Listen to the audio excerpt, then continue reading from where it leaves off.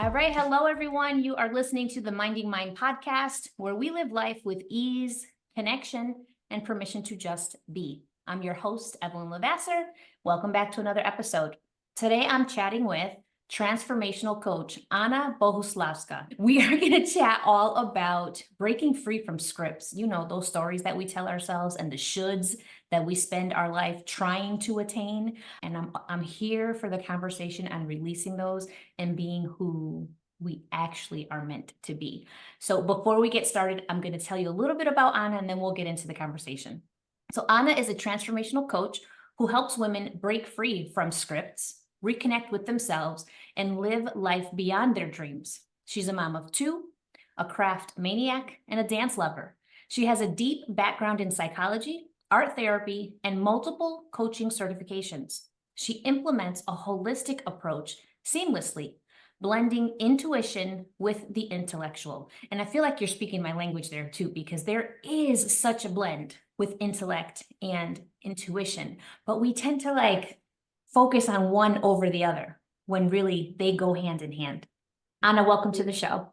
Hello, and thank you for inviting. I'm honored to be here and share my thoughts, share my wisdom and my experience with all your audience. Yeah, I love you. We talked for a few minutes before we started recording, and it just stood out to me. One thing that you said stood out to me most is you spent so much time trying not to be a certain way that you actually became that way. If you're comfortable, do you mind sharing some of that? Yeah, sure.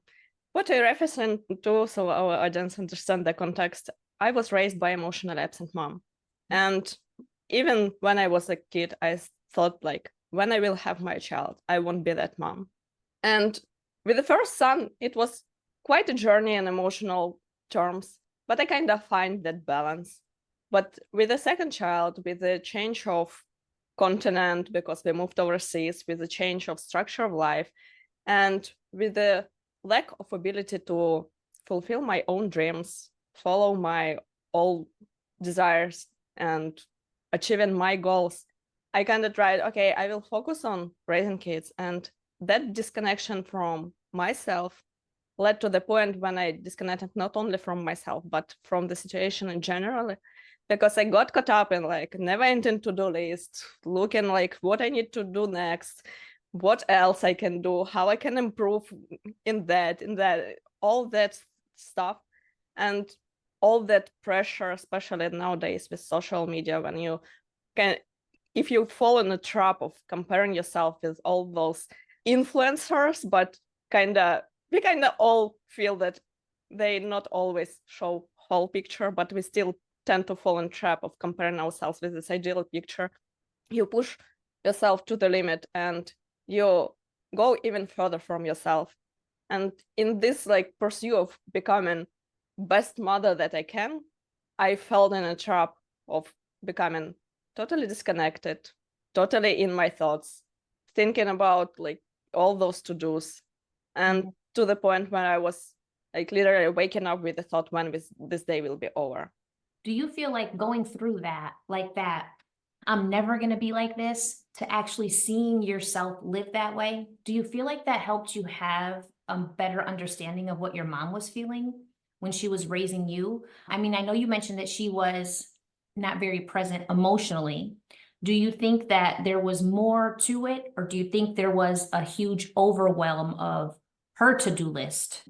I don't know, that kept her, emotions had to be on the side because survival was priority. It's kind of, and yes and no, in terms that, yes, she had a lot of to-do lists. She had I was raised by her and parents, and they died when I was around age 12.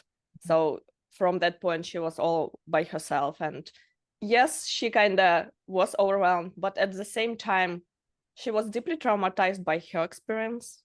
And yes, it's challenging. Yes, I appreciate her for trying her, because all that she did, she was doing from point I try to give best for kids. But we always, not always, but a lot of us focus on giving the best for our kids and focusing on material things, that we kind of forget that oftentimes it's not that important. And it's kind of our choice to go heal ourselves. I know it's take courage, it's take for a lot of us reaching even out for help. It's like very hard, but it's a choice. And that's why I kind of yes and no, because yes, there was a lot of it to why she felt and why I felt the same way, but I made a different choice. So you can see that she definitely was shaped by her experience, but she also kind of stayed stuck in that experience. What do you think that does for you as a mom? Like looking at the fact that you chose to reach out for help, the fact that you chose a different path, how do you think that impacts your children? It's definitely show them that reaching out for help is okay. Caring about your mental state is okay. But also at the same time, knowing that she was focusing on material things, I kind of try to show them that it's not always about material things. And I want to share with you that a lot of kids even do not think that it's about material things. In my school, in my son's school, there was a cool project. There was like looking at the homes and so forth. And there was a stand in their classroom where they kind of put a picture of their home and write down why they love their home. Not a single kid stated that because we have a pool or because we have great toys. Most of them stated that because it's fun, because I can like decorate my room the way I wish, because I love my parents and I love to spend time with them. Like not single kid write down that it's about material things. I love that because, oh my gosh, we think sometimes we think that all kids want is things and toys, right? A lot of people have that idea, like you just got to give them all the toys and the kids don't want to spend time with their family. But then you go and ask them and they love spending time with their family. Yes, yes. I love that. I love the perspective from them, to hear from them, like what it is about home that makes them feel so good. How old is your son? He is almost 8. Almost 8. Beautiful. Beautiful. So tell me what it was like for you when you got to that point where you're like, I'm not going to be this way. And then you start realizing like you kind of resent the life that you have because you're exhausted and burnt out and constantly just checking things off the list. What did you do to start just making some changes in your life so that you could think about yourself? Yeah. First and foremost, it's acknowledging that there is a problem and that you decide to change it. Because you can know that there's a problem, but kind of live with it. And a lot of people do live with knowing that I need to work on it. You need to understand that it's not only about you, because how you feel yourself is how you show yourself in relationship with your spouse, with your kids, with your extended family, in your workspace. And the way you show up, kids also see like, okay, this is a normal. This is a normal that my mom, like I had a client that of this overwhelmed didn't took a shower for 7 days. Like what did teach our kids? So it's not only about you. It's important for you, but for others as well. And when you start, okay, I decide to change, you need to be brave enough to reach out for help, because all those scripts, they're so close to us. They're a second skin to us. It's hard to see all of them. And it's hard and scary to do it on your own, because like, who am I without all those put it on me labels? Who am I? So always starting with reaching out for help. It could be professional, but it could be a friend, just who you talk to. Your partner, if you have like strong connection with him. It could be anyone. And start just reconnecting with myself. What I always love to start with my clients is like, imagine you are going on a date and want to know this person on a deep level. Start asking yourself those questions. A lot of times we are so focused on others, we are so in those thoughts that we cannot answer the question, what I want, what I like, what are my dreams, what are my goals? And those are important steps to see like, okay, I'm too far from myself. And when you start connecting with yourself, your intuition raises, your perception of others raises. You see everything kind of from a bigger picture. How do you feel like you Or what do you feel like answering those questions? What did you learn about yourself? At the starting point, I definitely couldn't answer them fully. And it's always a good point to start to just look back and see, okay, what I was interested before. What was my hobbies in childhood, what I wanted to do, what I wanted to try, and try do those things.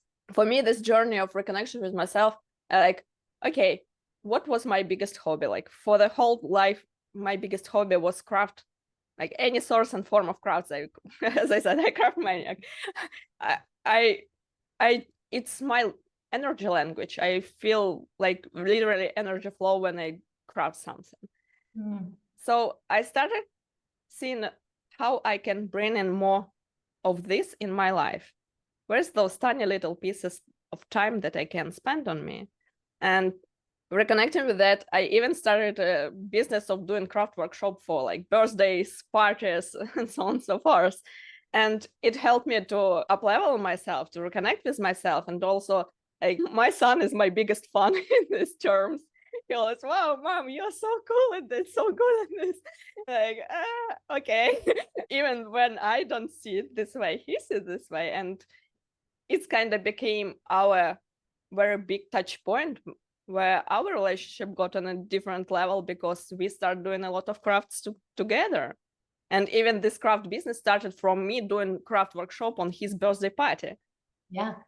Yeah. So it's about connecting with yourself and remembering just anything that you was interested in childhood, even if you like wanted to learn the piano but never had a chance, go take at least few piano classes. Yeah. Try it, because we need a little spark inside to start feeling this motivation and energy to move. And it not always should be about like, I need to find 1 hour a day each day to fulfill it. No, start with tiny small things. I love this approach of tiny joys in life. Like, look, make a list of what you can do for yourself that will bring you joy and happiness under 5 minutes. Just do a list. Like, it could be sipping tea, looking at the window, watching the birds chirp, and dancing in the hallway under the sun, like anything. And try to do this when you have those tiny little time pockets. As we a lot of time isn't like, oh, I have just 10 minutes before I go out to the work. I don't have like what I can do in 10 minutes. Okay, I will scroll the social media to waste this time. Don't waste it. Use it. Bring yourself a joy. And these tiny changes, these tiny pockets of joy will change your life, because you will feel more energy. You will feel more motivation to deal with the bigger stuff, with the heavy stuff that you have to deal with.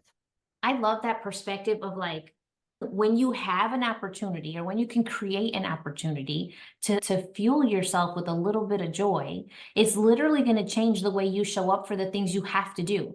Like you said, if you have 10 minutes before you have an event to go to, or even if you're going to work, like instead of scrolling social media, which doesn't always make you feel good, you could sit outside in the sun. I started doing something this summer that I feel like has such a good impact on the way I feel. And I literally told myself that every day when the weather's good, and the weather has been great lately, but every day that the weather's good, I'm going to sit outside for 15 minutes just to sit in the sun. And sometimes I eat my lunch, sometimes I'm just drinking some tea, but literally 15 minutes, no matter what, I'm taking that time around lunchtime, and I don't have my phone with me. And I just sit, feel the sun on my face, listen to whatever's going on around me. But it feels good to say, like, I said I was going to do this and I'm giving this to myself. And then I come back inside more refreshed and relaxed and a little bit connected, right? And I love how you said to find the pockets of joy, because I think so much for women, especially, it is this feeling of, I want to feel these things, but I don't have time. I don't have time to figure this all out. I can't just, give up my whole day and spend the day at the spa. Like, that's not the only way to feel good, right? It could be drawing for a few minutes. It could be sitting and listening to a podcast while you do the dishes. It could be looking out the window at the trees changing colors at this time of year. It could be so many small things that just make you feel good in the moment. And then you literally show up differently for other people, but mostly for yourself. Yeah, yeah. And I love this 15 minutes that you mentioned. I kind of did the similar with one of my clients. She was single mom, worked from home, and she literally went out like once or twice per 1 or 2 week just to get groceries, because she don't have to, like, son go to school by himself, come back by himself. She works from home. Why? And we made for her like 15 minutes a day. You go outside, not like on the phone, but just be there. And at the end of the journey, she said, like, those feelings I will never forget in my life. Because it sounds like 15 minutes, but it's have a huge impact. And I also want to elaborate a bit more about like those tiny pockets and how it changed perspective on what you need to do. You can also see how I can make it fun. Like when I fold the laundry, I can meditate and do it mindfully. It will be my meditation mindfulness practice. I can turn on music and dance. I can like invite my kid and spend meaningful time while doing this. Like there's so many things. And I think with all those sparse, I think there was a wave of advertisement like spend time for yourself, do it for yourself, and like go to spa and all those stuff that we kind of formed this new social limiting belief that in order to feel happy and fulfilled and fill up your cup, you need to send your kids away or hire a nanny. Like their kids are not in the picture. But it's not true. Right. There are It is, so you're many right. ways. That the conversation for a while, when people started talking about self-care and things, they always talked about it as a way for you to get away from your life. When I really, just like you're saying, I think the truest self-care is creating a life that you don't want to get away from. Yes. Right. Like I work from home, and I do get exhausted sometimes, and I do get overwhelmed sometimes, but also I recognize that this is my favorite place to be, right? Like I love when my kids come home from school. I love when we sit there and are like being corny and having silly conversations over dinner. Like I have finally gotten to the place in my daily family life that nothing about being here makes me want to leave. Right. Of course, I love to vacation. Of course, I love to go out and explore and have adventures and experiences wherever. But when those experiences are over or those adventures are over, I'm happy to be home. Yeah, I think that that's a big mistake that was made in teaching women that the only way to care about yourself was to do things alone and outside of your home when there is an opportunity to spark joy even when you're home. Yeah. And also it's about like creating an environment, because a lot of times like, yeah, but my home is kind of not the way I want. Like spend some time on it, give it some love. And there are so many ways to do it without like spending tons of money, because like organization shouldn't cost you much. Like bring in some details you can craft your own. You can go to the thrift stores. Like there's so many opportunities. There's like buy nothing groups where you can exchange things. Like, literally there are so many ways. But also it's not only about like building like good interior, but also how it makes you feel in being this present. And sense also has a lot of to do. Like, we all kind of disregard this a lot, like the smells in our house, because we kind of used to it and it's natural. But you know, when you like go to vacation for a long time and you come back and you feel like, oh, it's interesting smell, but then you kind of get used to it once again and you don't feel it, but it still influences you even if you do not think about it. So think about how to make the fresh air, how to bring some maybe essential oils, maybe some candles, flowers, like what makes you, like we all have this sense that brings us joy. So environment is always not only about like physical stuff, it's also about the stuff. And when you create this environment, when you know how to enjoy your house, you will not want to live it for a long time. Yeah, I love it. It's true. It's true that like I don't think, no, maybe we do. You know, like there's that feeling of when you just finished cleaning up, right? And everything is like in its place. and you find yourself, oh, I could relax now, right? Like the space that you created matters, right? Because it can bring you peace and ease and joy, or it can fuel chaos and frustration. So yeah, I love that idea of just focusing on a home that supports how you want to feel too. I love that. I kind of wanted to go back a little bit to something that you mentioned before about like being raised by someone who wasn't emotionally present. How do you think that you learned that your emotions were important? And how did you let yourself feel certain things? Because I can say for me, like my family, they're very loving, but there was a lot of like, if you cried, go cry in your room, right? Things like that. So I kind of learned that emotions were annoying, right? Or emotions were irritating to other people. So I learned not to share my emotions at all. Even to this day, I still have a difficult time allowing myself to cry. So how do you feel like you learned to acknowledge your feelings and embrace them? It was two-part story, I would say. First, I didn't know, like my mission, I didn't know how to call it, guided, but I was always like, the approach of go cry to your room was my mom's go-to. I was crying. I was literally, as a little child, we had a cat.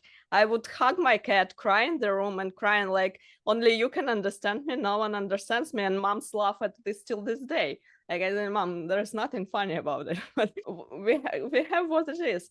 But also I found the ways of expressing my emotion through writing poems. And that's why I say like kind of lucky or guided, because like no one taught me that. It's kind of was this natural calling to do this way. And till my late teens, I wrote the poems to express all my feelings, because there's no one to listen to my feelings. And the funny, crazy thing that my last poem was written right before I met my husband, because then I met a person that I can share to, that can listen, that can support. And why I say that it's two-part story, because literally embracing my feelings and acknowledging that they are important was at the point when I started learning developmental psychology. And we looked deeply at why crying is important and why it's important to allow to our kids to cry. And it was a learning curve for myself to let myself cry, to let those emotions fill me. But also it's a journey for me. The hardest part was not even the crying. For me, hardest part was accepting in myself anger. Because I had the belief that if I will be angry, I will release some kind of beast that uncontrollable and will destroy everything that I have. And I didn't had even a perspective that anger can be helpful if it's like directed in the right way, that you can use it as a fuel to achieve your goals, dreams, and so on and so forth. And for me, anger was the biggest part of emotion that I would say latest was acknowledged and let in myself. And I like, in terms of emotions analogy, like first of all, we need to understand that all emotions are good. There's no such thing as a good or bad emotions. They are all there to help you navigate the life. And it's always to good acknowledge them, express them, and build the relationship with them in terms that you can allow yourself feel those kind of things. But it's your choice how you react and how you move forward from feeling those emotions.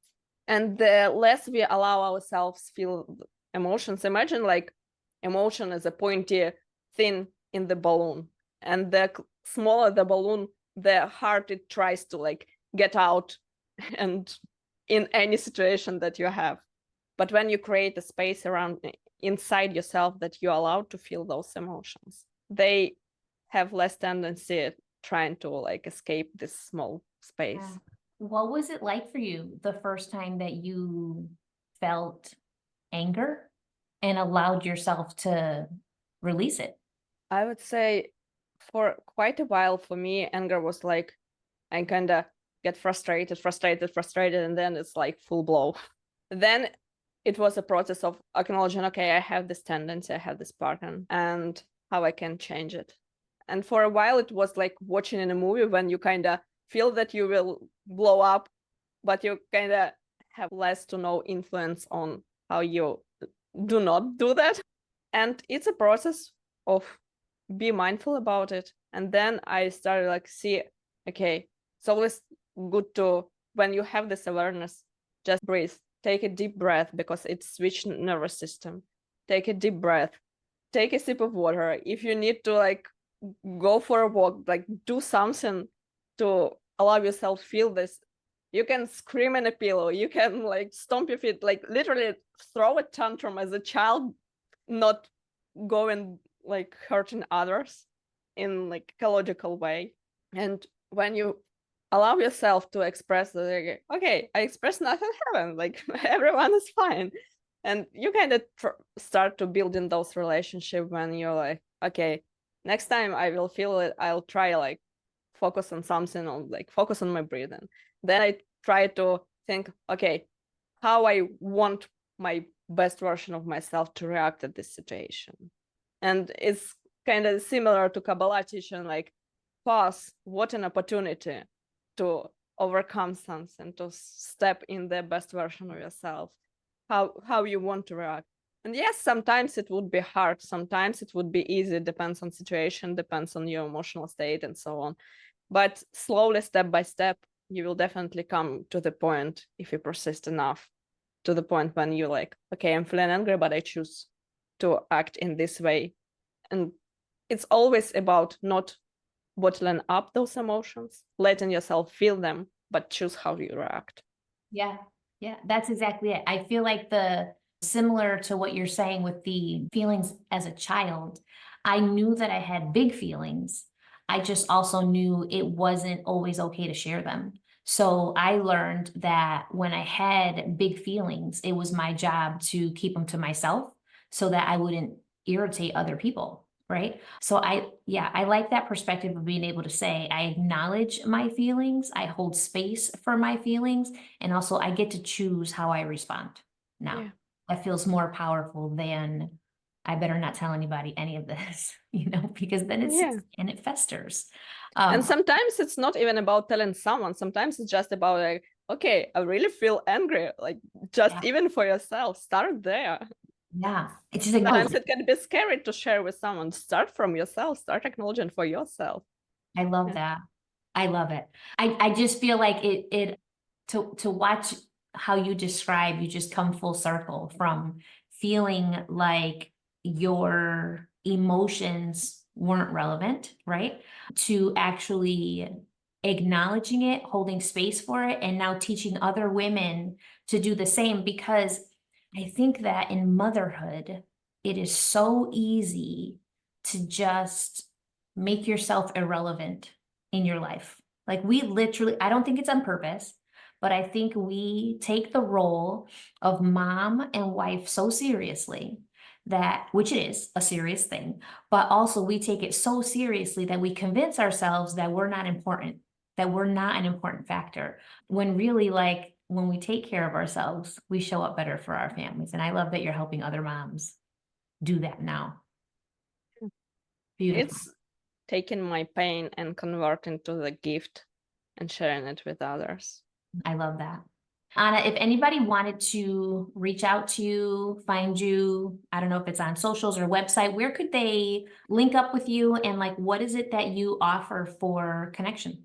Sure, I always open to connection and help, and you can find me at lifebeyondscripts.com or handlers on Instagram, YouTube as well. I also have Facebook community, Me First Moms, to help them to put themselves, and I always open to connect, reach out. I'm always here. I love that. And I'll make sure that I link all of your Facebook community, your socials in the show notes. Before I can let you go, the question of the hour is, how does minding yours, learning to be more intuitive, more aligned with your own desires, and creating a life that you are proud of, how does that impact the legacy that you'll leave? I would say if you really connect with yourself, and you will find that you have a purpose in this life. And living to this purpose is what we meant to. We came here for a reason. All our challenges for us for a reason. As well as me, all my challenges was the reason why I'm do what I do today. And I hope that the work I do will change lives not only for those women, but for their kids, for their family, for extended community.